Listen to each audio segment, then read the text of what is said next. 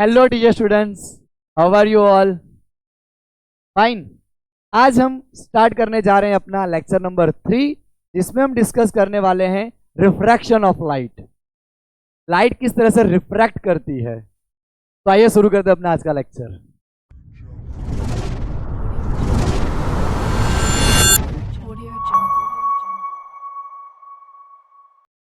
सबसे पहले मैं टाइटल लगाऊंगा रिफ्रैक्शन ऑफ लाइट।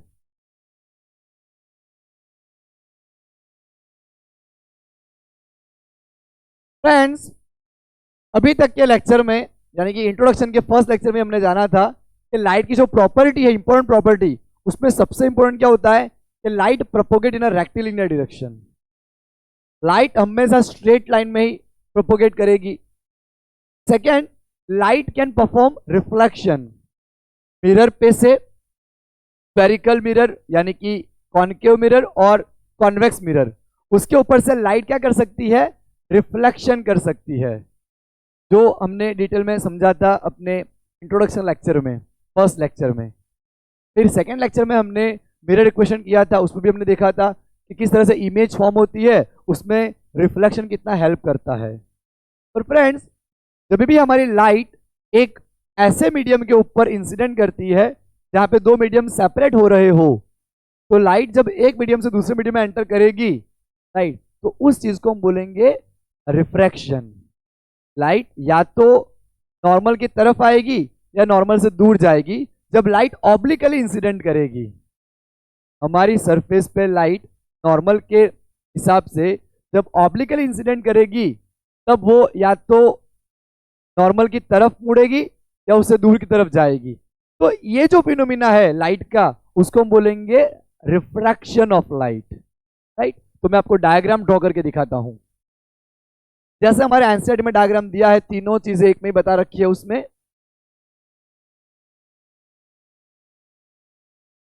सपोज हम कर लेते हैं कि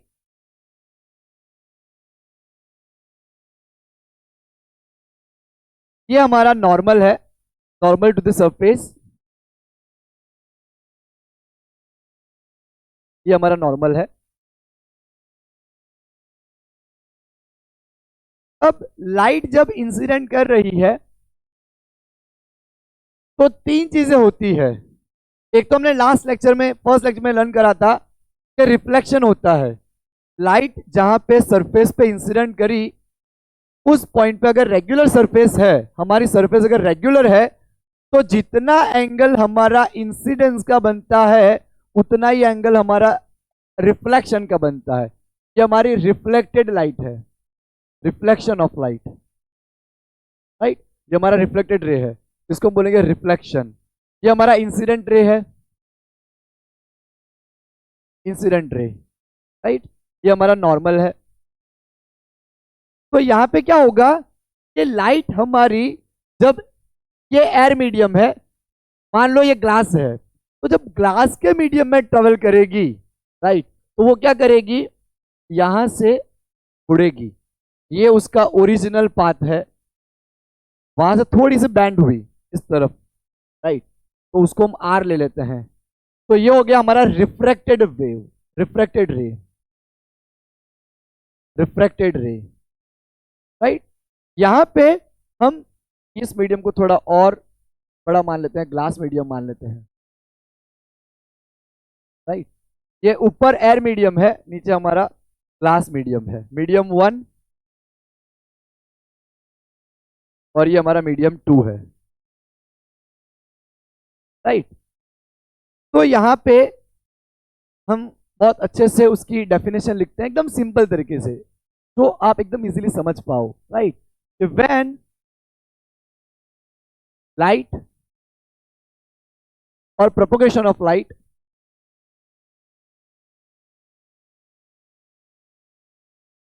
propagation of light obliquely incident on the surface and it enter in the another medium,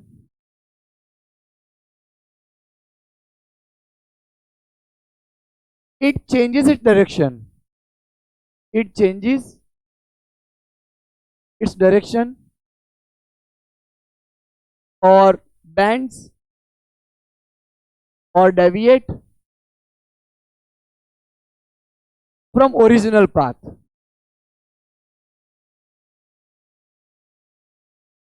That is called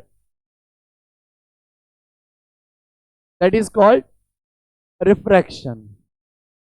जब हमारी लाइट, यहाँ पे दो मीडियम है, ये हमारी सरफेस है जो मैंने 3D में दिखाने की ट्राई करी है आपको.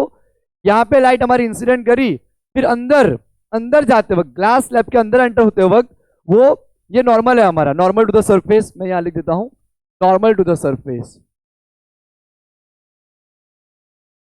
ये हमारा नॉर्मल टू द सरफेस है. तो लाइट यहाँ पे इंसिडेंट करी सरफेस पे, राइट, तो उसका थोड़ा पार्ट रिफ्लेक्ट होता है, थोड़ा पार्ट एब्जॉर्ब हो जाता है और थोड़ा पार्ट रिफ्रैक्शन होता है. लेकिन हमारा यहाँ पे फोकस अभी रिफ्रैक्शन पॉइंट पे है, क्योंकि हमारा lecture he refraction of light के ऊपर है, तो हम अभी रिफ्रैक्शन की ही बात करेंगे. तो लाइट ने इंसिडेंट करा पॉइंट पे और अंदर की तरफ मुड़ी, क्योंकि डेंसर मीडियम है. अगर रेयर मीडियम होता, इससे भी रेयर ये होता, तो अवे जाती. वो हम दोनों केस अलग से डिस्कस करने वाले हैं. लेकिन कहने की बात यह है कि लाइट जब अपना रास्ता चेंज करती है ओरिजिनल पाथ से, या नॉर्मल की तरफ या नॉर्मल से दूर, तो उस फिनोमिना को हम रिफ्रैक्शन ऑफ लाइट बोलेंगे. एक पानी से भरे हुए ट्रांसपेरेंट ग्लास के अंदर, कांच के ग्लास के अंदर, अगर आप अपनी पेंसिल या पेन अंदर डालोगे तो आपको टूटी हुई नजर आएगी, बिकॉज ऑफ रिफ्रैक्शन. कोई फिनोमिना एकदम सिंपल है जो हम अभी लर्न कर रहे हैं, राइट. तो ये उसकी डेफिनेशन हो गई. अब फ्रेंड्स, ये मीडियम 1 मीडियम 2 में मैंने एक N1 लिखा है, वो उसका रिफ्रैक्टिव इंडेक्स है रेयर मीडियम का, एयर का, और दूसरा हमारा ग्लास का रिफ्रैक्टिव इंडेक्स है. तो पहले हम ये जान लेते हैं कि रिफ्रैक्टिव इंडेक्स क्या होता है, राइट. रिफ्रैक्टिव इंडेक्स, तो रिफ्रैक्टिव इंडेक्स को हम एन से रिप्रेजेंट करेंगे, जैसे हमारी एनसीईआरटी में बता रखा है. बाकी आप बहुत सारी रेफरेंस बुक में म्यू से भी रिप्रेजेंट करा होता है, तो आप म्यू से भी रिप्रेजेंट कर सकते हो. तो वो क्या आएगा, तो speed of light in vacuum divide by speed of light in medium, right. Refractive index का मीनिंग होता है कि लाइट की स्पीड एयर में या वैक्यूम में कितनी होगी, डिवाइड बाय जब वो दूसरे मीडियम में, जिसका हम स्टडी कर रहे हैं, दूसरे मीडियम में जब एंटर करेगी तो वहां पे कितनी स्पीड होगी. दोनों की कंपैरिजन, यानी कि रेशियो, दोनों का हम रेशियो लेंगे कि इस मीडियम के रिस्पेक्ट में इसकी स्पीड क्या है, राइट. तो जो रेशियो होगा उसको हम यहाँ पे रिफ्रैक्टिव इंडेक्स बोलेंगे. तो हमारा फॉर्मूला आएगा n is equal to speed of light in vacuum, that is c, divide by speed of light in medium, that is v. तो ये सिंपल सा फॉर्मूला हमारा रहेगा जो हमें बहुत ही यूजफुल होने वाला है. n is equal to c upon v, n is equal to c upon v, very important quantity, right. n is equal to c upon v, where n और mu, that is a refractive index of material, that is equal to speed of light in vacuum या air divide by speed of light in medium, है ना. तो ये जो quantity है वो बहुत ही इंपॉर्टेंट है, ओके. अब फ्रेंड्स, यहाँ पे हमारा रेशियो 1 से छोटा कभी नहीं आएगा, क्योंकि नीचे भी एयर है ऊपर भी एयर है, तो 1 ही आना है. लेकिन हमारा अगर यहाँ पे मीडियम जो भी हुआ वो एयर से डेंस ही होगा, राइट. तो यहाँ पे जो हमारा रेशियो आएगा वो 1 से बड़ा ही आएगा, राइट. क्योंकि नीचे मीडियम में स्पीड ऑलवेज एयर से कम ही रहेगी, क्योंकि एयर में मॉलिक्यूल सेपरेट रहते हैं तो लाइट ज़्यादा तेजी से ट्रेवल करती है. मीडियम में जब लाइट एंटर करती है तो वहाँ पे मॉलिक्यूल आपस में थोड़े नज़दीक रहते हैं, डिपेंड करता है मटेरियल के ऊपर, उसकी प्रॉपर्टी के ऊपर, तो वहाँ पे स्पीड कम हो जाती है इसी वजह से, है ना. तो ये आपको याद रखना है, n is equal to c by v. बहुत छोटे छोटे न्यूमेरिकल्स में आपको हेल्प मिल सकती है इसमें. कि मान लो ये ग्लास नहीं होके वाटर मीडियम है, लाइट हमारी यहाँ पे आई, राइट, एयर में से मान लो वाटर में आई लाइट, ओके. तो सिंपल हम यहाँ पे कैलकुलेशन कर सकते हैं कि वाटर के अंदर लाइट की स्पीड कितनी होगी. देखो मैं यहाँ पे v को ऊपर ले आता हूँ, बिकॉज मुझे लाइट की स्पीड डिटरमाइन करनी है वाटर के अंदर. तो ये n नीचे आ जाएगा, c अपॉन n, सी हमारे रहती है स्पीड ऑफ लाइट की वैल्यू फिक्स 3×8। वाटर का रिफ्रैक्टिव इंडेक्स आता है हमारा 1.33। तो अगर 3 डिवाइड बाई 1.33 लेंगे तो हमें मिलेगा 2.25 10⁸ मीटर पर सेकेंड। यानी ये हमें मिल गई speed of light in water.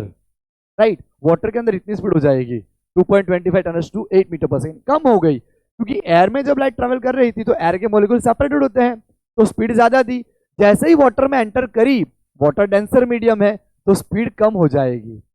Right, तो आपको एक बात पता चली कि जब भी हमारी लाइट रेयर मीडियम, राइट, हल्के पतले मीडियम से मोटे मीडियम में एंटर करती है, डेंस मीडियम में एंटर करती है, राइट, डेंसर मीडियम में एंटर करती है तो उसकी स्पीड कम हो जाती है। एयर में जितनी स्पीड थी उसके मुकाबले स्पीड कम हो जाती है। तो वाटर में लाइट की स्पीड 2.25 10⁸ मीटर पर सेकेंड हो जाएगी। राइट, अब हम आगे बढ़ते हैं। तो ये आपको आइडिया आया कि हम यहाँ पे रिफ्रैक्टिव इंडेक्स किसको बोलेंगे। अभी हम यहाँ पे स्नेल्स लॉ लिखेंगे, तो मैं पहले इसको मिटा देता हूँ और फिर हम यहाँ पे स्नेल्स लॉ एक बार कर लेते हैं। स्नेल्स लॉ का डेरिवेशन करेंगे। फ्रेंड्स, एक चीज और आपको बतानी यहाँ पे है कि n = c/v है। उसमें आपको पता है कि जो c है वो हमारी स्पीड ऑफ लाइट है, वो तो चेंज होने से रही कॉन्स्टेंट ही रहेगी। इसका मतलब ये हुआ कि अगर हम c हमारा कॉन्स्टेंट ही रहेगा तो रिफ्रैक्टिव इंडेक्स वो स्पीड को इनवर्सली प्रोपोर्शनल आएगा। जितना मीडियम डेंसर होगा उतनी स्पीड कम होगी। वाटर के मुकाबले ग्लास में और भी कम हो जाएगी। अगर ग्लास का रिफ्रैक्टिव इंडेक्स हमारा 1.5 है तो ग्लास में भी डिफरेंट टाइप के ग्लास आते हैं। अगर हमने ऐसा ग्लास लिया कि जिसका रिफ्रैक्टिव इंडेक्स 1.5 है तो 1.3 से तो ग्रेटर है। ग्लास का तो ज़्यादा ही आएगा पानी से, लेकिन उसमें अलग अलग टाइप के ग्लास आ सकते हैं। राइट, डायमंड का तो और भी ज़्यादा आ जाएगा। तो रिफ्रैक्टिव इंडेक्स जो है वो वेलोसिटी से इनवर्सली प्रोपोर्शनल रिलेशन से चेंज होता है।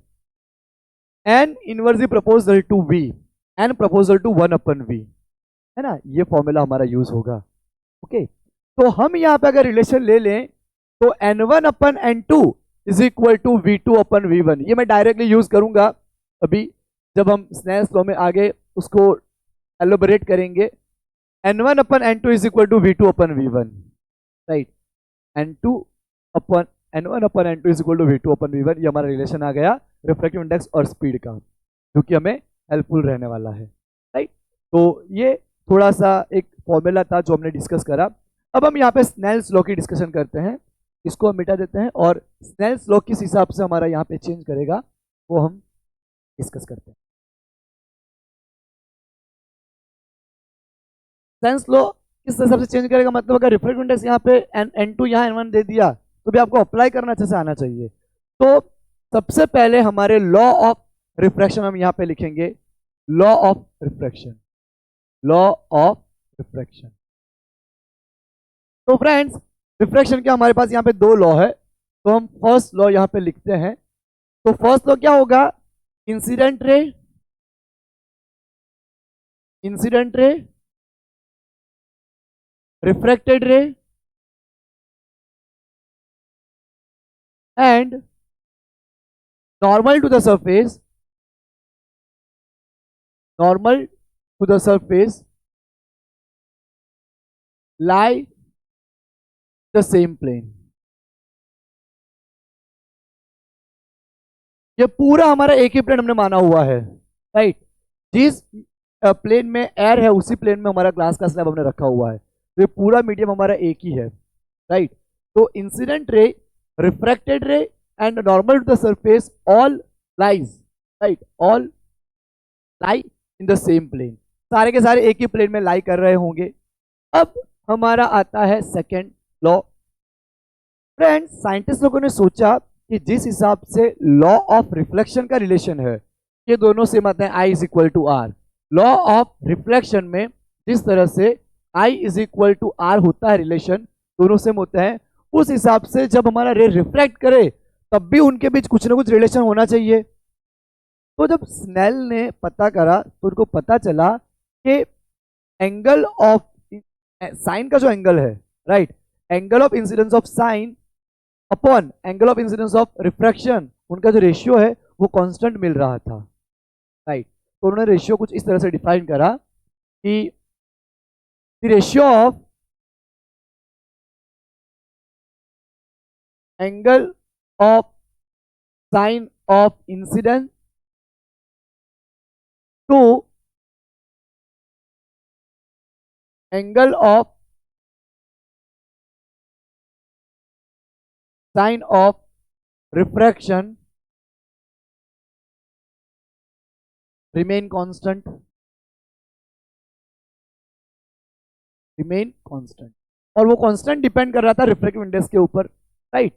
तो sine i upon sine r that is equal to constant. Okay, आप मीडियम कोई भी ले लो, यहाँ पे आई और आर का यहाँ पे जो रेशियो आएगा वो हमेशा कांस्टेंट रहना चाहिए, राइट। और वो कांस्टेंट हमारा निकल के आएगा यहाँ पे मीडियम के ऊपर डिपेंड करेगा, तो रिफ्रैक्टिव इंडेक्स N21। अब फ्रेंड्स यहाँ पे N21 लिखा है स्पेसिफिकली रीजन की वजह से, क्योंकि N21 का मीनिंग होता है refractive index of medium 2 with respect to medium 1। हमने यहाँ पे मीडियम 2 का रिफ्रैक्टिव इंडेक्स मेजर करा 1 के रिस्पेक्ट में, राइट। तो यहाँ सोचो आपके हमारा C/V है, वो भी क्या है, रिफ्रैक्टिव इंडेक्स ऑफ यहाँ पे N2, तो N2 हमारा ऊपर रहना चाहिए, N1 नीचे, राइट। यहाँ पे हमारा C स्पीड ऑफ लाइट है, V हमारा क्या है, स्पीड ऑफ लाइट, ये speed of light in vacuum या air, speed of light in medium, है ना। तो यहाँ पे हमारा हो जाएगा sine i upon sine r is equal to N2 upon N1। मैं यहाँ लिखूंगा where N21 is the refractive index of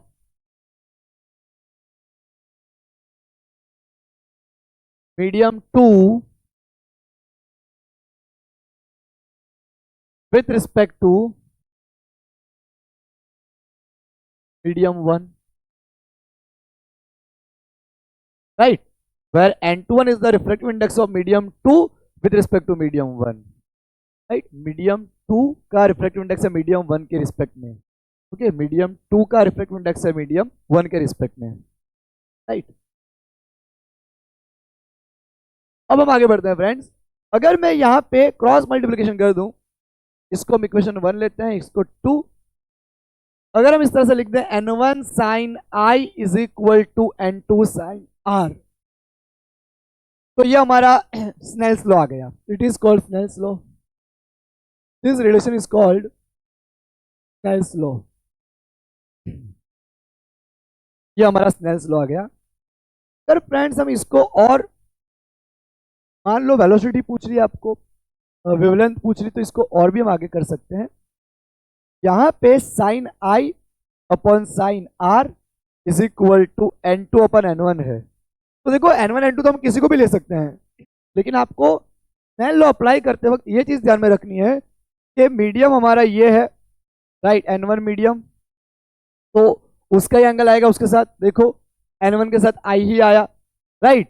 यहाँ पे N2 के साथ आर ही आएगा, दूसरे मीडियम में है तो देखो N2 के साथ आर ही आया। तो आपको ये ध्यान रखना है कि जिस मीडियम में जो रिफ्रैक्टिव इंडेक्स हो उसके मल्टीप्लाई में साइन का वही एंगल आएगा। मैंने आपको दिखाया यहाँ पे N1 के साथ साइन आई ही आया, N2 के साथ आर ही आया, राइट। जो मीडियम में हमारा जो रिफ्रैक्टिव इंडेक्स है उसके साथ जो एंगल बन रहा है उस एंगल का साइन के साथ मल्टीप्लिकेशन लेना है। N1 sine i is equal to N2 sine r, right.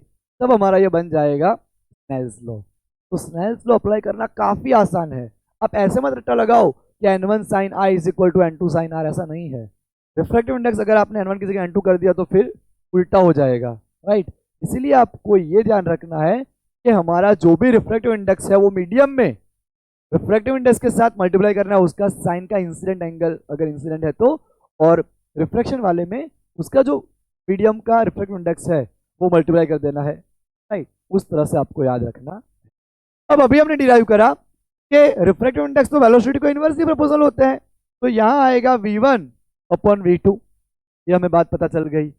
अब फ्रेंड्स रिफ्रैक्टिव इंडेक्स की हम बात करें, हम एक और यहाँ पे वेलोसिटी के हिसाब से हम एक रिलेशन लाते हैं, और फ्रीक्वेंसी का और वेवलेंथ का। तो हमें पता है कि ये फॉर्मूला आता है speed is equal to distance upon time. तो यहाँ पे स्पीड हम v ले लेते हैं, डिस्टेंस लैम्बडा और टाइम t, राइट। अब 1 अपॉन टाइम हमारा क्या होगा, फ्रीक्वेंसी, राइट। 1/टाइम हमारा फ्रीक्वेंसी होगा। तब जब हमारा वेव फर्स्ट मीडियम में है तो उसकी वेलोसिटी v1 मान लेते हैं, उसकी वेवलेंथ λ1 मान लेते हैं, उसकी फ्रीक्वेंसी ν1 मान लेते हैं। राइट।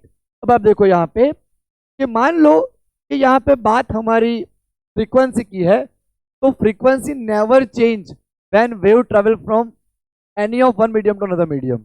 फ्रीक्वेंसी कभी चेंज नहीं होगी। राइट। फ्रीक्वेंसी तभी चेंज होगी जब सोर्स चेंज होगा। मान लो अभी मेरे ऊपर एक लाइट है, उसकी एक फ्रीक्वेंसी है, चाहे मैं उसको एयर में रखूं, चाहे मैं उसको वाटर में ले जाऊं या ग्लास के अंदर बंद कर दूं, उसकी फ्रीक्वेंसी चेंज नहीं होनी है। फ्रीक्वेंसी का हमारा ये फॉर्मूला आया, frequency is equal to velocity divide by wavelength. ये दोनों अपने हिसाब से एक दूसरे को चेंज करेंगे, लेकिन फ्रीक्वेंसी को कांस्टेंट रखेंगे। चाहे सुख में या दुख में, दोनों इस हिसाब से ही चेंज होंगे कि फ्रीक्वेंसी को कोई कष्ट ना आए, वो कांस्टेंट ही रहनी चाहिए, वो जैसे है वैसी रहनी चाहिए। तो ये दोनों चेंज करेंगे, लेकिन ये हमारी जैसे है वैसे ही रहेगी। तो आपको ये बात दिमाग में बैठा रहनी है कि फ्रीक्वेंसी नेवर चेंज। फ्रीक्वेंसी कब चेंज होगी? जब हमारा सोर्स चेंज हो जाएगा। जिसमें से लाइट निकली है, मान लो ये हमारी एक ट्यूबलाइट है, उसमें से ये फ्रीक्वेंसी निकल रही है, तो जब तक ये लाइट का सोर्स आप चेंज नहीं करोगे, दूसरी लाइट रिप्लेस नहीं करोगे, तब तक उसकी फ्रीक्वेंसी कांस्टेंट ही रहेगी, फ्रीक्वेंसी चेंज नहीं करेगी। सोर्स चेंज करोगे तो ये फ्रीक्वेंसी चेंज होगी, अदरवाइज फ्रीक्वेंसी कांस्टेंट ही रहेगी। राइट। तो ये बात मैंने आपको बताई कि फ्रीक्वेंसी ऑलवेज रिमेन सेम। तो यहाँ फ्रीक्वेंसी को हमने सेम ले लिया, तो हमें रिलेशन मिला v1/v2 is equal to λ1/λ2।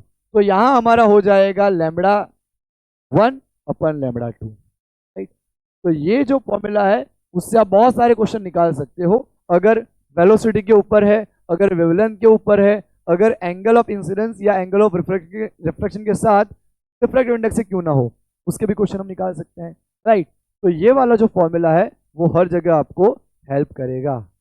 Right. तो ये हमारा स्नेल्स लॉ है। तो फ्रेंड्स, हम दोनों मीडियम की बात करते हैं कि डेंसर मीडियम आ जाए या रेयर मीडियम आ जाए, दोनों में क्या डिफरेंस होता है। राइट। तो ये फॉर्मूला आप याद रखो कि sin i upon sin r हमारा यहाँ पे हमने n21 लिया है। अब मैं इसको मिटा देता हूँ और वहां पे अगर हमारा मीडियम हम चेंज कर लेते हैं, राइट, अगर हम यहाँ पे मीडियम चेंज कर लेंगे तो हमारा क्या रिलेशन यहाँ बनता है उसकी हम डिस्कशन करते हैं। यानी कि जब हमारा रे रेयर से डेंसर जाए तब क्या होता है, और डेंसर से रेयर जाए तब क्या होता है, वो हम यहाँ पे डिस्कशन करेंगे। ये हमने मिटा दिया।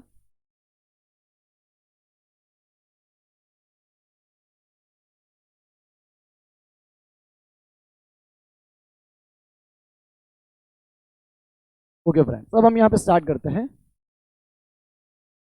पहले हम करते हैं यहाँ पे rare to denser. Rare to denser, rare मतलब हमारा पतला मीडियम और डेंसर मतलब मोटा मीडियम। डेंसिटी के हिसाब से इसकी कम है, एक की ज़्यादा है। तो एकदम सिंपल एग्जांपल हम लेते हैं एयर वाटर का ही, या एयर ग्लास का हम ले सकते हैं। तो यहाँ पे हमारा एयर है और यहाँ पे हमारा वाटर है। ये हमारा मीडियम 1 है जिसको हम यहाँ पे रिफ्रैक्टिव इंडेक्स n1 मानेंगे। ये हमारा मीडियम 2 है जिसको हम यहाँ पे रिफ्रैक्टिव इंडेक्स n2 मानेंगे। तो जब भी लाइट हमारी एयर में आते हुए गिरेगी तो लाइट का जो रास्ता है वो ये होना चाहिए था, लेकिन मीडियम चेंज हुआ तो रे का जो रास्ता है, पाथ है, वो भी चेंज होगा, डेविएट होगा। राइट। तो ऐसा देखने में आया कि जब रे हमारा रेयर से डेंसर मीडियम में आता है तो मूविंग टूवर्ड्स नॉर्मल होता है, नॉर्मल की तरफ वो मूव करेगा। राइट। हमारा जो नॉर्मल है, सरफेस को हमने ड्रॉ करा है, उसकी तरफ वो मुड़ेगा। जाना चाहिए था इस रास्ते पे, लेकिन ऊपर एयर थी और नीचे वाटर आ गया तो उसकी स्पीड भी कम हो गई। स्पीड कम होने की वजह से उसका पूरा पाथ चेंज हो गया। तो ये हमारा एंगल ऑफ इंसिडेंस था और ये हमारा एंगल ऑफ रिफ्लेक्शन हो जाएगा। तो आप सोचो फ्रेंड्स कि यहां पे हम लिख सकते हैं कि when ray of light moving from rarer medium to denser medium, it bend towards normal. It band towards normal, normal की तरफ बैंड्स होगा, राइट। अब फ्रेंड्स यहाँ पे दिखाई दे रहा है कि वाटर का रिफ्लेक्टिव इंडेक्स हमें पता है 1.33 होता है, ये 1 होता है, तो रेशियो जो आएगा वो हमारा 1 से छोटा आएगा, राइट। रेशियो जो आएगा हमारा, अगर मैं n/1 लूँ रेशियो n/1, राइट, n2/n1, तो हमारा 1 से ज्यादा आएगा यहाँ पे, राइट। तो n2 divide by n1 greater than 1, right, ये हमारा हो गया। लेकिन हमें पता है कि n2/n1, तो n/1 हमने क्या लिया, sine i upon sine r लिया, राइट। इसका मतलब यहाँ पे आर आ गया, साइन आई साइन आर, तो हम यहाँ पे लिख सकते हैं i greater than r small angle के लिए। इसका मतलब जब भी हमारा रे नॉर्मल की तरफ बैंड करें तो always angle of incidence angle of reflection से बड़ा होगा। जब भी हमारा रे मूविंग टुवर्ड्स नॉर्मल होगा तो एंगल ऑफ इंसिडेंस ऑलवेज हमारा एंगल ऑफ रिफ्रैक्शन से बड़ा होगा, राइट। ये हमने लिखा फ्रॉम इक्वेशन 1 जो अभी हमने करा था डिस्कस, जो स्नेल्स लॉ हमने लिखा था, राइट। अब हम बात करते हैं अपने सेकंड केस की, जिसमें अगर रे हमारा डेंसर टू ररर आता है, right, denser to rarer, denser to rarer. Friends यहां पे हमारा ये नॉर्मल है,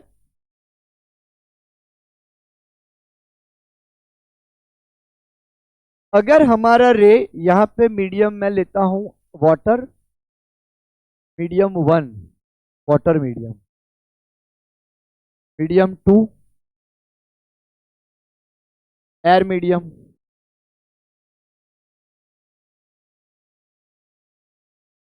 ये हमारा पाथ होना चाहिए, राइट। लेकिन वाटर से एयर में आया, पहले स्पीड स्लो थी, अब स्पीड बढ़ेगी तो रे भी दूर जाएगा अवे फ्रॉम द नॉर्मल, तो जो हमारा एंगल था इंसिडेंट उससे रिफ्लेक्टेड एंगल काफी बड़ा मिलेगा हमें यहाँ पे, राइट। तो यहाँ पे वाटर अपॉन एयर है, तो n1 अगर हम यहाँ पे n2 लेते हैं तो वो छोटा मिलेगा क्योंकि n2 एयर है, n2 air upon water, air upon water की वैल्यू बट ऑब्वियसली 1 से कम आएगी क्योंकि एयर 1 और वाटर का रिफ्लेक्टेड 1.38, तो 0 पॉइंट समथिंग आएगा, राइट। तो यहाँ पे sine i upon sine r भी लेस देन 1 आएगा, तो sine i less than sine r, right. तो आई लेस देन आर, तो देखो आप आर की वैल्यू में बड़ी मिली, राइट। यानी जब भी हमारा रे डेंसर मीडियम से ररर मीडियम में ट्रेवल करें तो moving away from the normal, normal से दूर जाएगा, और बट ऑब्वियसली अगर हमारा रे नॉर्मल से दूर जा रहा है तो ये इंसिडेंट एंगल हमारा छोटा रहेगा और रिफ्लेक्टेड एंगल हमारा कैसा रहेगा, बड़ा रहेगा, लार्ज रहेगा, राइट। तो ये चीज आपको आइडिया रहनी चाहिए, राइट। इंसिडेंट एंगल हमारा छोटा रहेगा और रिफ्लेक्टेड एंगल हमारा कैसा रहेगा, लार्ज। तो इसमें हमारा क्या रिजल्ट बनता है कि when ray of light propagate an incident moving from denser medium to rarer medium, ये डेंसर मीडियम है, ये हमारा ररर मीडियम है, right. Denser medium to rarer medium,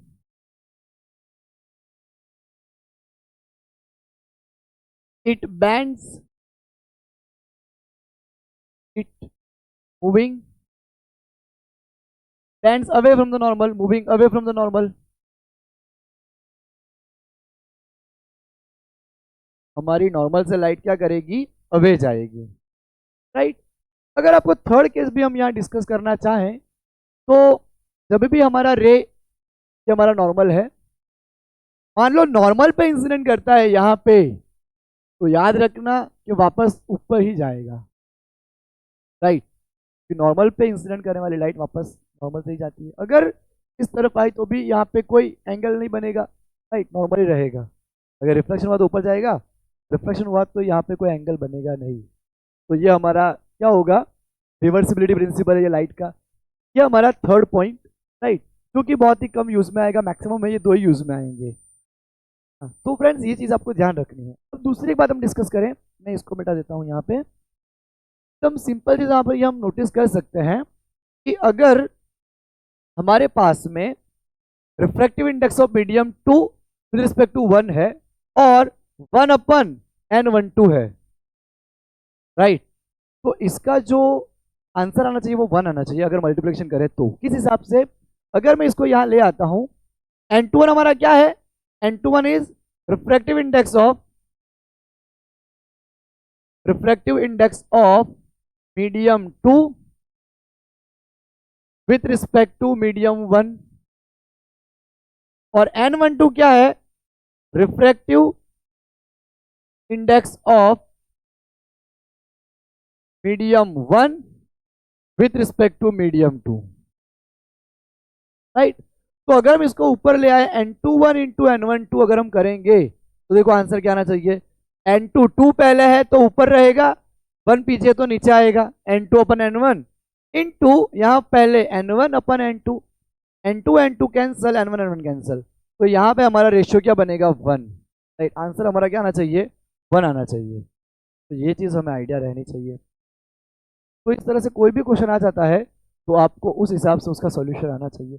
मान लो n32 है, राइट, इंटू n43 है, देखो इसका क्या आएगा, n3 अपन n2 इंटू n4 अपन n3, n3 कैंसल, तो n4 upon n2 that is n42, reflective index of medium 4 with respect to medium 2, इस हिसाब से। तो ये भी आपको न्यूमेरिकल में कहीं पे हेल्प इसकी मिल सकती है। फ्रेंड्स, अगर हम स्नेल्स लॉ, अगर हमारे पास जो स्लैब होता है ग्लास स्लैब, उसके लिए यूज करें तो हम लैटरल शिफ्ट भी डिफाइन कर सकते हैं। तो ये मैं मिटा देता हूं और हम लैटरल शिफ्ट डिफाइन करते हैं, उसके बाद हम न्यूमेरिकल यहां सॉल्व करेंगे रिफ्लेक्शन के टॉपिक के।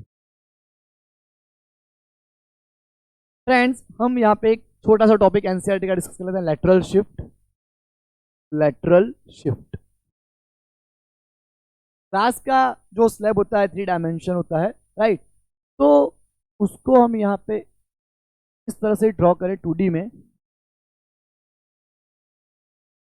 ये हमारा जो है बाहर का मीडियम 1 है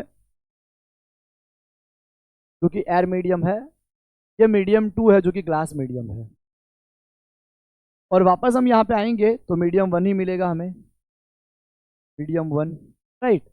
तो फ्रेंड्स, यहाँ पे हमारी जो रे है वो इंसिडेंट कर रही है, मान लो यहाँ पे इस तरह से। हमें पता है कि सरफेस पे नॉर्मल यहाँ पे इस तरह से होता है, तो ये नॉर्मल है हमारा। तो लाइट जब हमारे यहाँ से जाएगी तो एयर में से ग्लास में एंटर हुई तो रैडर से डेंसर हुआ तो मुड़ेगी टुवर्ड्स नॉर्मल, इस तरह से एंगल बनाती हुई यहाँ जाएगी। तो ये एंगल अगर हमारा एंगल ऑफ इंसिडेंट है तो ये हमारा एंगल ऑफ रिफ्रैक्शन रहेगा, एंगल ऑफ रिफ्रैक्शन, राइट, है ना। अब ये मीडियम 1 n1, ये मीडियम 2 n2, ओके। अब यहाँ पे वापस आएंगे तो मीडियम 1 मिल जाएगा हमें। तो जिस तरह से यहाँ पे नॉर्मल है उसी तरह से यहाँ पे भी नॉर्मल होगा। अब जब हमारी रे यहां से बाहर निकलेगी तो क्या कर रही है, रे कैंसर से रह जा रही है, तो रे moving away from the normal, ठीक है ना। तो अब हमारी रे वापस इस तरह से ही जाएगी जैसे पहले जा रही थी। पर हुआ क्या कि रे का 2 बार रिफ्रैक्शन हो गया, एक बार एयर से ग्लास आते वक्त हुआ, दूसरी बार ग्लास से एयर में जाते वक्त हुआ, तो उसका जो मेन रास्ता था वो भटक गया, राइट। हमारी जो रे स्टार्ट करी थी वो यहां से होके जाने वाली थी, इस हिसाब से जाती रही, ओके। लेकिन 2 बार रिफ्रैक्शन होने की वजह से उसका पूरा पाथ चेंज हो गया।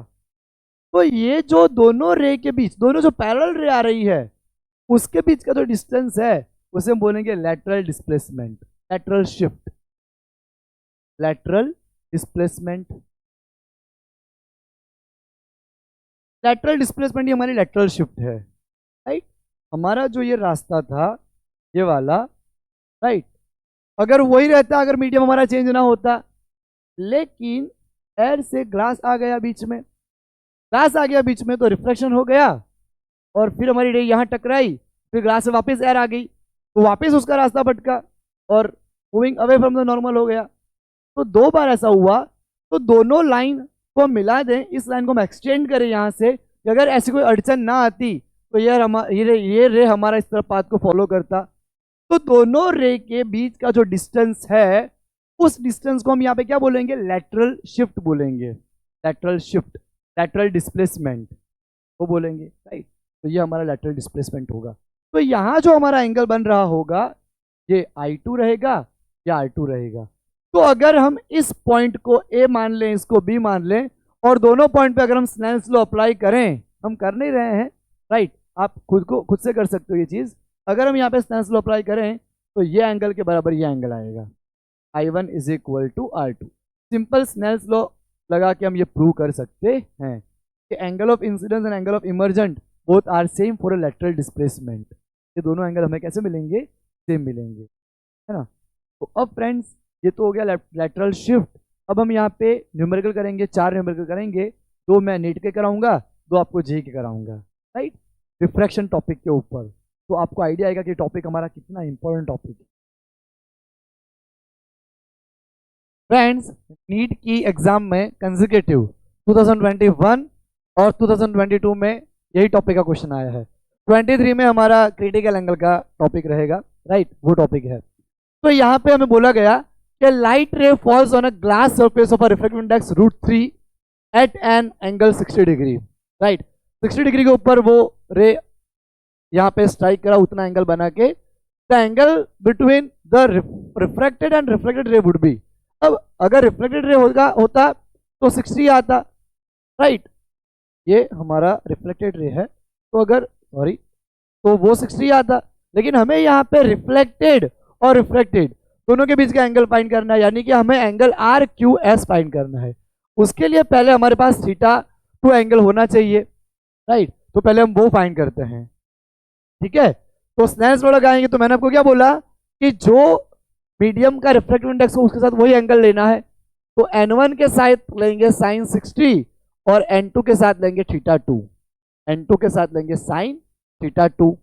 तो यहाँ N1 हमारी एयर है तो 1 आ जाएगा, sin 60 हमारा √3/2 आता है, N2 हमने यहाँ पे बता रखा है हमें √3 है, और θ2 हमें यहाँ से मिल जाएगा, निकाल लेंगे, √3 कैंसल, 1/2 sin θ2, 1/2 कितना आता है sin 30 is equal to sin θ2। तो θ2 हमें यहाँ मिल जाएगा 30 डिग्री, राइट। θ2 हमें यहाँ कितना मिलेगा, 30 डिग्री मिलेगा, है ना। तो 30 डिग्री मिल गया, तो ये 30 डिग्री है, ये हमें निकालना है अब।